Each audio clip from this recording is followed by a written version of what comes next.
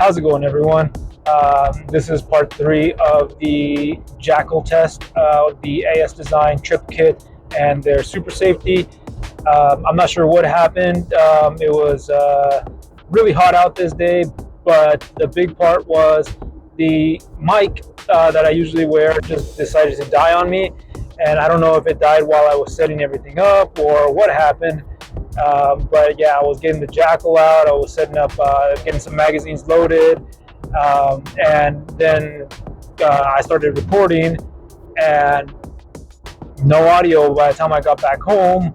And I started reviewing the footage, and I didn't know what happened, so I had to kind of go and download some of the apps that let me do voiceovers, but it's probably not a bad thing. So here I'm talking about how I put the suppressor gas knob back on, because in my last video I wasn't really sure if that had anything to do with it, but I was going to start over.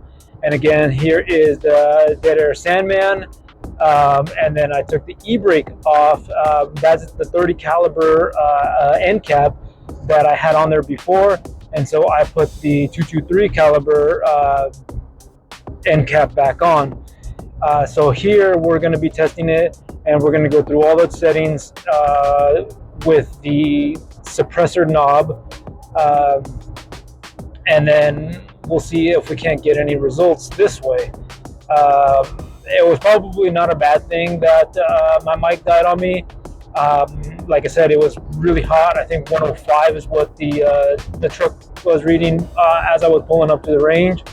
And so in the video you can hear me, well, you can't hear me, but oh yeah, so Gecko, I'm not sure exactly how do you pronounce this ammo.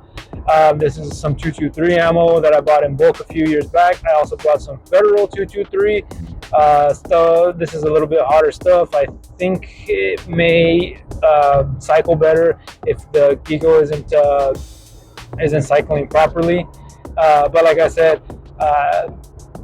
it was probably not a bad thing that the mic died on me, because I was sweating and I was breathing really hard because of how hot it was.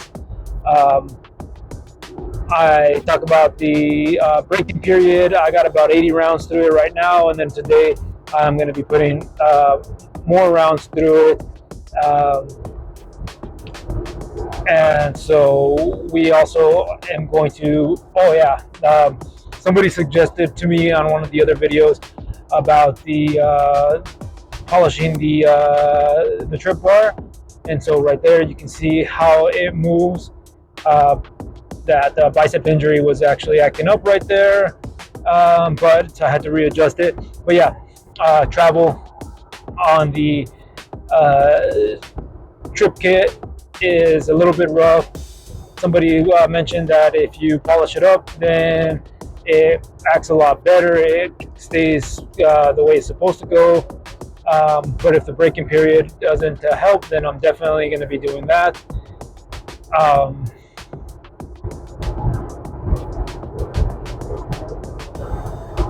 And so, like I said, this is part 3. We've done a couple of videos already on it, messing with it, trying to get it to run. And here I have, I think I said I was going to try to get about 100 rounds through it.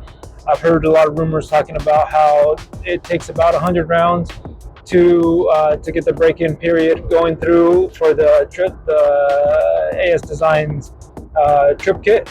And I am going to be messing with all the gas settings just because I'm not sure how I had it set up.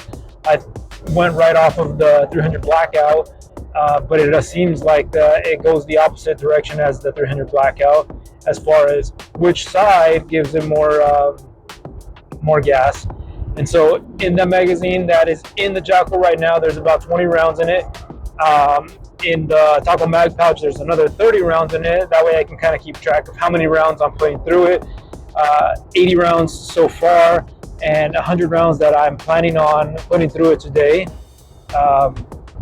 And so we'll see if that puts us past that break-in period. And if it does put us back past that break-in period, we will see how it goes. and how it runs. And so here we go. We got, oh yeah. So here's the thing that we've been talking about for a bit too, where the rear locking block seems out of spec or something, and it just keeps getting stuck. And so first round ejects, and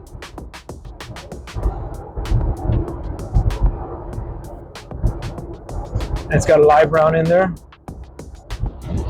shoots, and so I don't think it's has enough gas to trip the reset.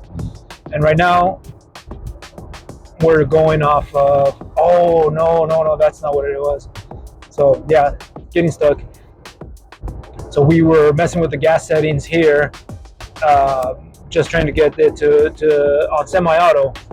I remember now. Sorry, a lot of this is kind of out of my memory, so I'm kind of remembering as I'm rewatching this and recording this. Well, the issues we were having was we were trying to get this the 20 rounds to run through, which was going to put us over the 100 round mark, and just wanted to make sure that it cycled, get the gas setting as close to ideal as possible. And then after that, then we were going to put the super safe mode on and see if that ran. So here we're messing with the gas settings, trying to get it just right. The recoil is not too much, but is enough to properly cycle the Jakl. So turning the gas down and turning the gas up, trying to get it just right.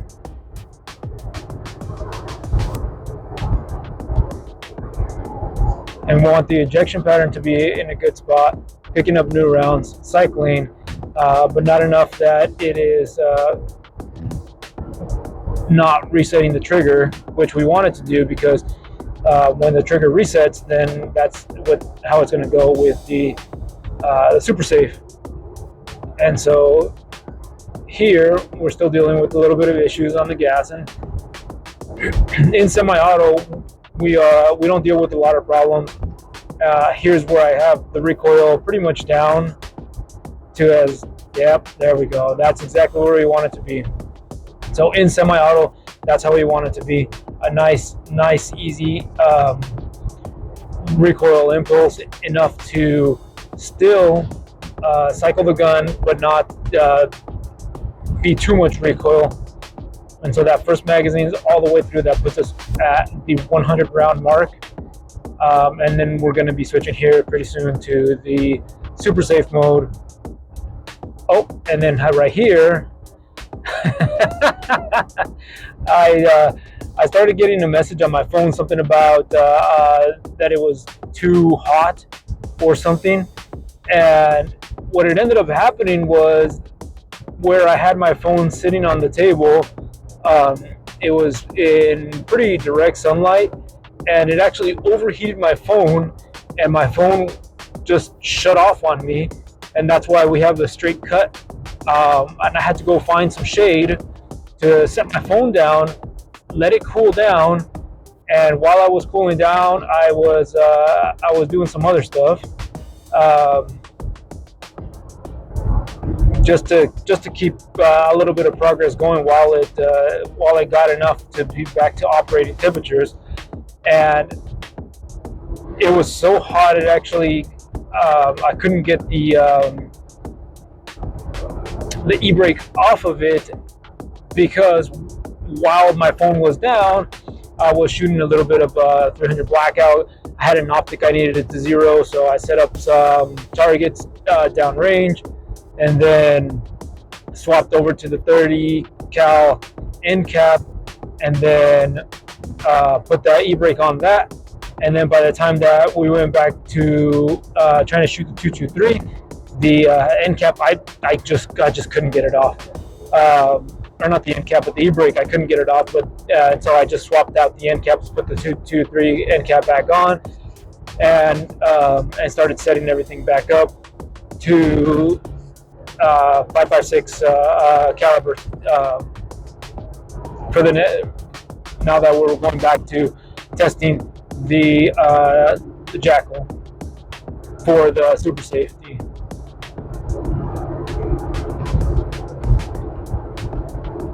And so here I'm talking about the my setup. Right here is the table. That's where my phone was sitting, and like I said, it was apparently too direct of heat, and it overheated my phone. And so here I'm also saying that I had 300 blackout out, but when I got the 300 blackout, I put all the 223 stuff away, completely away, magazines, ammo, the Jakl itself, everything. Took out the 300 blackout, took out the ammo, took out the magazines, loaded those up, and then once I finished up with that, I put everything back. All the 300 blackout went away, ammo, magazines, the other Jakl, everything completely gone, because the one thing I do not want to do is end up with a 300 blackout round in the 5.56 and then, blow up my Jakl. So here we're going to be testing it and super safe mode. It is still a little bit of a trial and error trying to get this thing going because of the gas settings and springs and the wearing. Like I said in this video, we are on the opposite side as where I usually am. I usually like to keep the phone on this side just so it is you can see the ejection pattern and not my back. But with the phone overheating and the direct sunlight, having to find shade, that's kind of what we're stuck with. And so here I'm just messing with the gas settings, trying to see if I can't get it to run. I'll get a round, sometimes 2 rounds going with the Jakl in super safe, and then a dead trigger. So I'm still messing with it. And so here you'll see that I'll put a round down. It'll shoot 1, sometimes 2 rounds, and then I got nothing. So I'm messing with the gas settings, just back and forth, and a little bit more gas, a little bit less gas. Dead trigger, and I'll charge the handle just enough to reset the trigger, and then try again, and then messing with the gas settings some more. Like I said, I think this is going to be my final update on this Jakl until I get it running, at least. Just because there's other projects I'm working on, there's other projects I want to work on.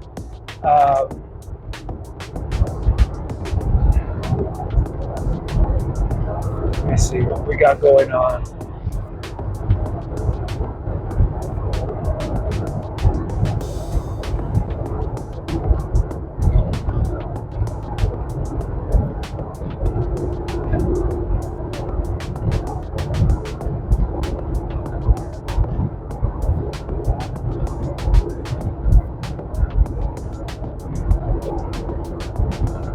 All right, so here I'm having a little bit of issues with the charging handle kind of getting stuck as I cycle it, and I think that's a little bit to do with the rear locking block. It just feels kind of sluggish.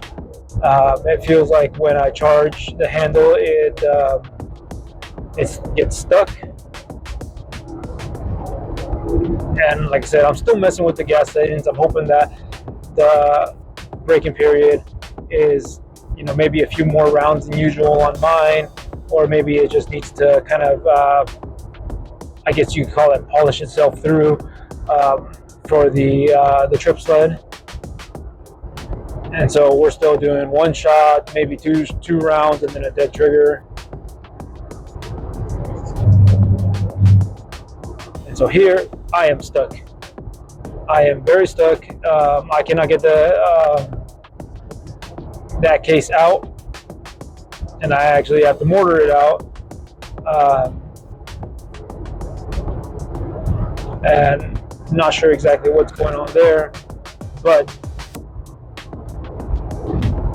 that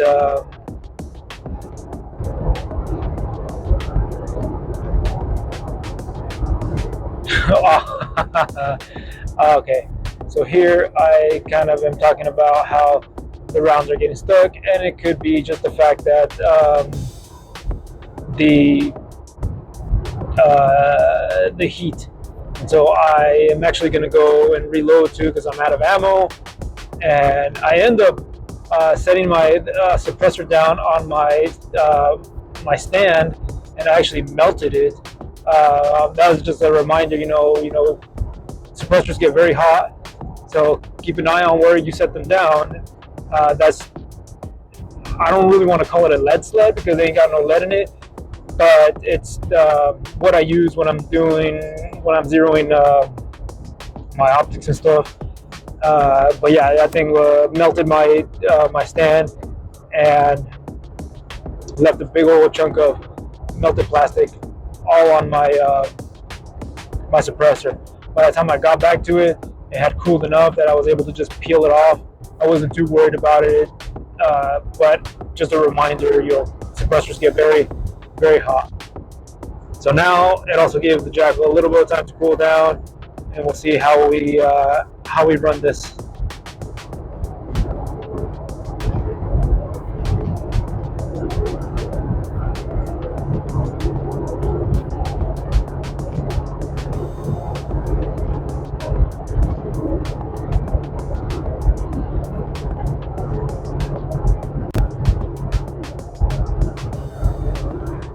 Alright, so there I was tightening up the suppressor or trying to swap out the e-brake. Again, seeing if that was enough time that it cooled down to be able to swap that, but nope, the suppressor was still quite warm. Even with gloves on, it was toasting my fingers.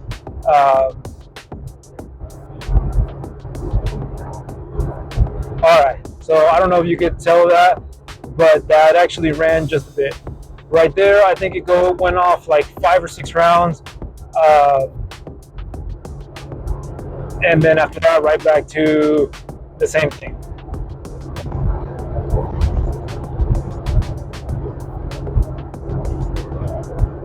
And so we went right back to the same issues we were having, 1 and 2 rounds, and then a dead trigger.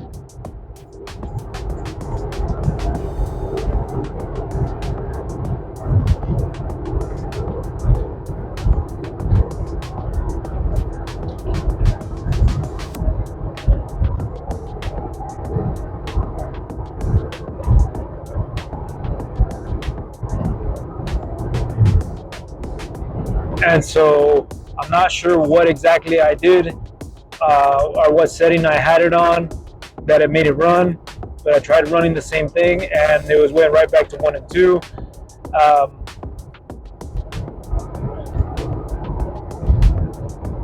But we did get 5 or 6 round burst, so that's good, making some progress as we go through this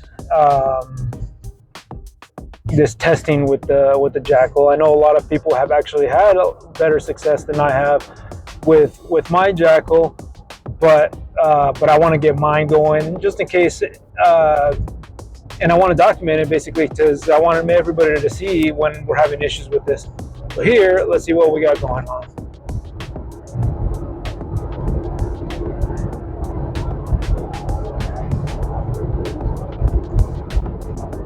I think this is where we start having some issues with case getting stuck again. And like I said, it could be because of how hot it was, and we were trying to run it in super safe mode, getting those rounds out. Sometimes chambers get pretty dirty, especially running suppressed. So then those Gecko rounds are not the highest quality. They do run a little bit dirty, so my chamber could be pretty dirty. And so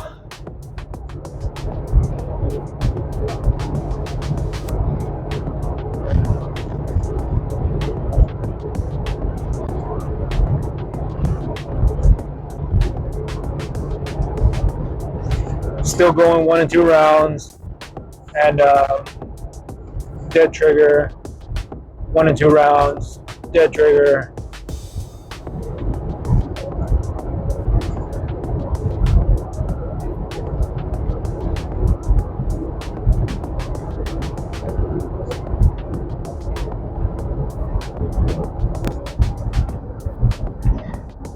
And here, I think I still am having some trouble getting some cases stuck or not ejecting properly, and just issues. I start wondering whether or not the chamber's getting kind of dirty. I have no idea when the last time I cleaned it is, and so it could just be a dirty chamber. It could just be some fouling from dirty ammo, and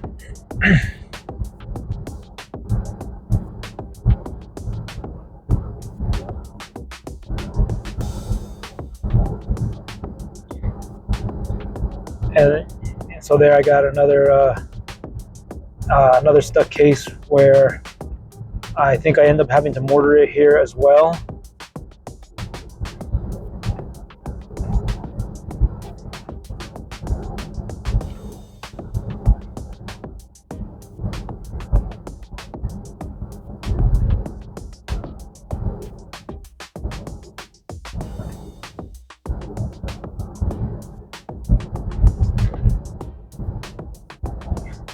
If you haven't seen my gear review on those taco mag pouches, they are probably my favorite. Oh, here's the big malfunction. So it's kind of hard to see from here, but it looks like a double feed, or not a double feed, but that case not get going incorrectly. But no, that is a double feed, or so I thought. And then when I actually took the time to look at it, take the mag out, there was one round that was trying to kind of go in, but there was still the spent case stuck in the chamber. Like this one was stuck pretty bad. I couldn't even get the magazine out because the round was halfway in and halfway out. And so here I'm looking for one tool that I've seen a lot of people carry, and that is one of the paint lid openers. Those are really good for getting stuck cases out. They got that little kind of loop at the, or not the loop, but the little hook at the end. You can usually grab a case if your ejector is not, or not ejector, but your extractor is not pulling those cases out. This one, I used that hook to grab onto the rim, the cartridge, and yeet it out of the chamber, and that way I can pull the magazine out. And yeah, there you could see that round was chomped. It had been pressed pretty hard into the next one. It had been shoved down into the neck of the cartridge pretty hard, and it was actually crooked. And so here I'm trying to get that stuck spent case out, and I'm just having absolutely no problem, or no problems. I'm having absolutely no luck getting that thing out.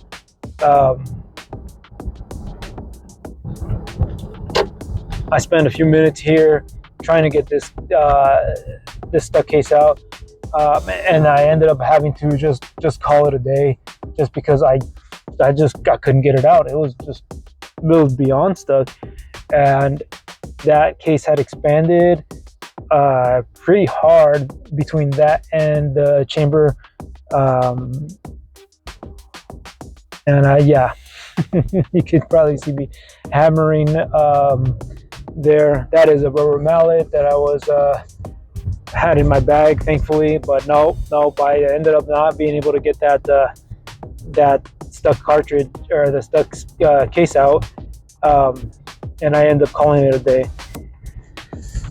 Again, apologies for having to drop a video like this with just the voiceover and no audio for the actual video.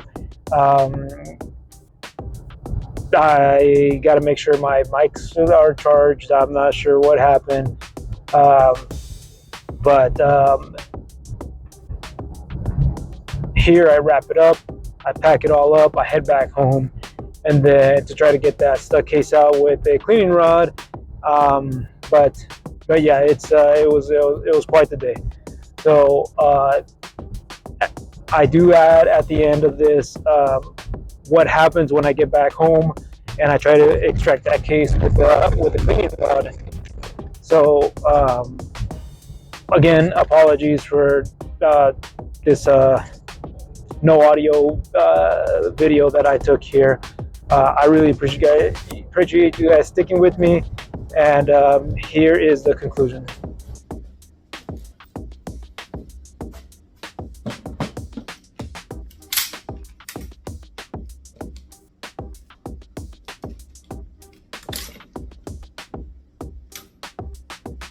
Oh my god.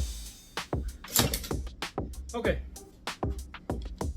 So I come all the way back home to get cleaning rod, jam it down in there, get ready to tap it down with a hammer, lock this thing back, and then as soon as I set it on the table, I think you heard it, the bolt came forward, as it does, and when it came forward, it grabbed the case and yanked that sucker back out. What a day. Okay, so this is done. Let's take a look at that. Where's my camera? Okay, set that down. So this looks fine. You can see where it got all mangled up, trying to get it out, and it was stuck in there. So I think the chamber heated up a little bit, maybe just needs a good cleaning. But that's that.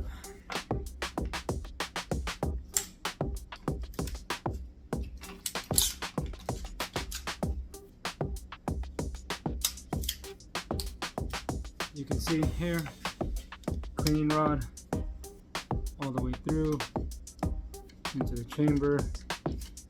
Now this is clear. And of course, I waited till I got back home, packed everything up, left the range. What a day. All right. Oh, while I'm here, while I was waiting for the camera to cool down, I was gonna do a little bit of shooting with my 300 blackout. Got some new ammo that I haven't seen any reviews on,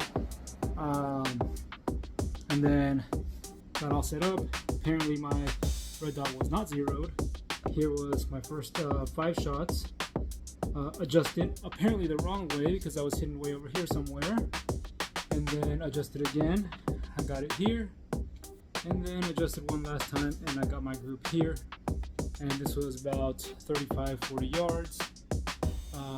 Just trying to get the zero on paper, but then we went back to the 5.56 with the super safety, and it just drained all my time. So I'm hoping next time I can do a video testing this ammo out.